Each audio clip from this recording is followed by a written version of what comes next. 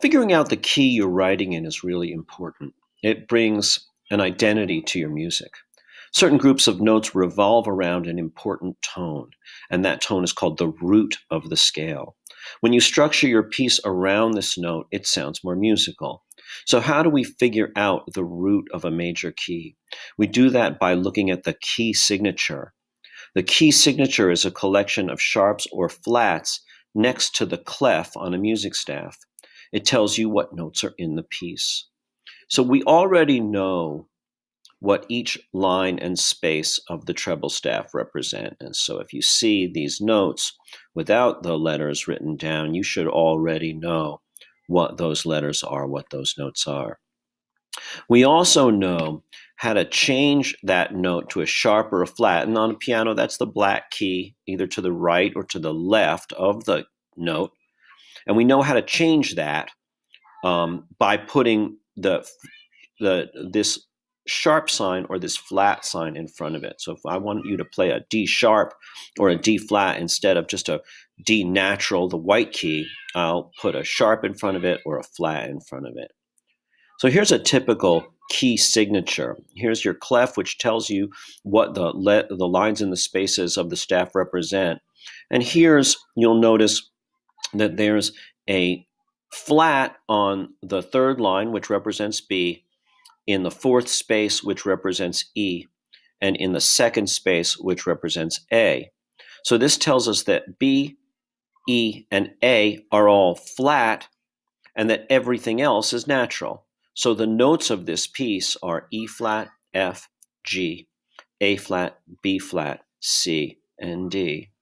How do I know to start with E flat? How do I know that E flat is the root of the key? Okay, well, I go and I can look at this document, and here's how key signatures are set up. So your job is going to be to write the key name under each key signature. So how to? Okay, the last sharp, which is that symbol, to the right is one lower than the key center. So if we look at this up here, we see that the last sharp to the right is the note G. It's in the top, this space above the staff right here. And if we look back, we see that that is G there. And so there we are, and we have this G. And so therefore, our key in this case is the key of A, because one higher than G is the note A. And let's look back, and you'll see one higher than G is the note A. The second to the last flat in a series of notes in a key signature is the key center. So let's look at this one. B, E, A, D, G, and C are all flat, and the second to the last one is a G flat. Therefore, we are in the key of G flat. That is our root of our scale. And if you were going to compose something, you would start and end it, make this second line note kind of the most important note in your piece.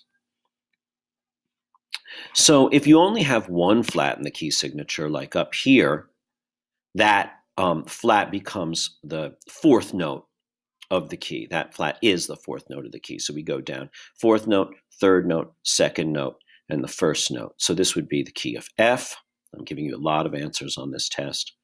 And if there's no sharps or flats in the key signature, you would be in the key of C, and C would be the root of your scale right there. And you see how right there we actually are in the key of C because there's no sharp or flat in that key signature. All right, friends, thanks for listening. Talk to you soon.